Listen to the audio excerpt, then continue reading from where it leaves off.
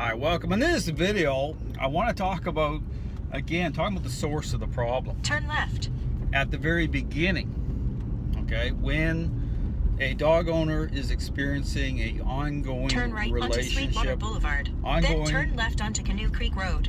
Ongoing relationship problem with their dog, behavioral issues happening, and I talk about the jumping in point. Okay, well, that's a problem. Why it takes a path of bribery for many dogs and owners? Because here's the issue. It's a failure. At the stop sign, turn left onto Canoe Creek Road. It's a failure to reconcile, to qualify, to establish, okay, the current state of the relationship, okay, the current perceptions of the dog towards the human. Okay, in terms of relationship, dogs are social animals. It's a complete failure based again on what these trainers are in agreement with. Okay, absent a key element, which is influence. Okay, it's no accident why when you are walking a dog a certain way on the leash, the dog doesn't like it. Okay, if things are lining up a certain way, again, that's one thing that I talk about in terms of what the interactions represent. Okay, not erratic. They line up a certain way, and you're going to get proper information. Okay, the intent. Okay, dog understand the intent and the relationship with reconciling the current state of the relationship. There's no accidents or coincidences that way. Okay, but again, there's a complete failure here, and this is where it all starts at the beginning. So I talk about the starting point. It's no different. Again, I talk about in 2.8 miles, turn left onto 13th Street. I'm going to a session here right now, so my GPS is talking. So yeah, it's no. I mean, you look at the parenting example, and with the already selfish child, and think about this, because this will make complete sense. Okay, what's happened in the dog training world? Why it is that so many people fail? Okay, it's no different than a so-called professional coming into your home and you're experiencing a relationship problem with your child. They become very selfish, and you're seeking an intervention. And the only thing on this so-called professional's mind is, how can I get that child to respond? Come hell or high water, how do I get that child to respond, to line it up, to do the things that are good actions, right? Make their bed, so I can just sell it that way. Nothing else required.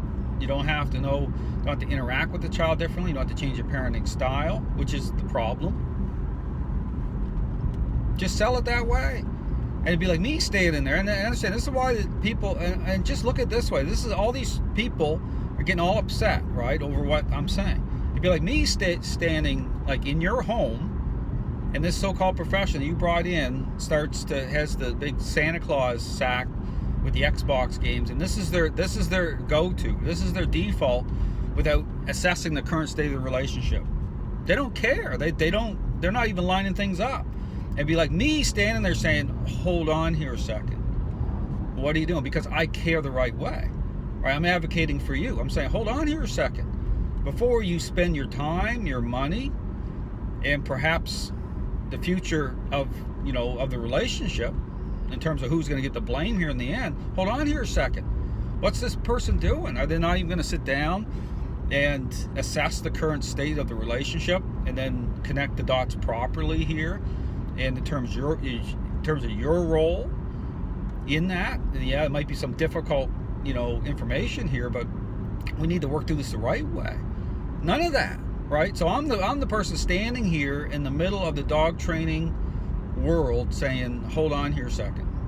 That's and just think of all these trainers and these followers are all upset on social media and threats and harassment. That's where we're at. They're saying, in 1 mile, turn left onto 13th Street. They're saying, no.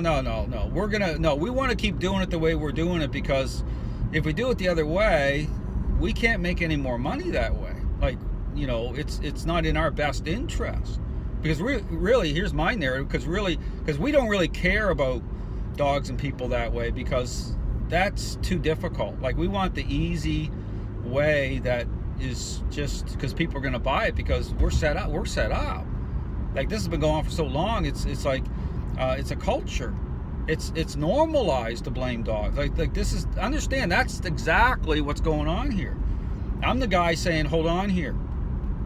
If people don't like it, I'm the messenger, right? I'm saying here it is. And it's not like this lines up for so many. Understand, look at the struggles. I mean, if you look at the reality of the dog training world, like, take the blinders off, go past this light, and then at the next one turn left, and line it all up, it'll make complete sense. Probably not in a good way for a lot of people, because you're going to be like horrified for a while, especially if you're one of these trainers. Once you come to, have that moment, give your head a shake, at the light. But I'm just saying, that's 13th Street. That's where we're at. Okay, that's the current state of the dog training world. These trainers are not even applying any critical thinking, no consideration. They don't care. They're not looking at the relationship the right way. They're not reconciling the relationship by way of this idea, how they're applying it. Yeah, I talk about taking the form of bribery. Of course it does. Turn right onto 12th Street. Then turn right onto Jersey Avenue. I'd encourage you, looking for information, check out my website. Lots of great information about not just the problem, but the solution, okay, by way of an interaction-based approach. At the stop sign.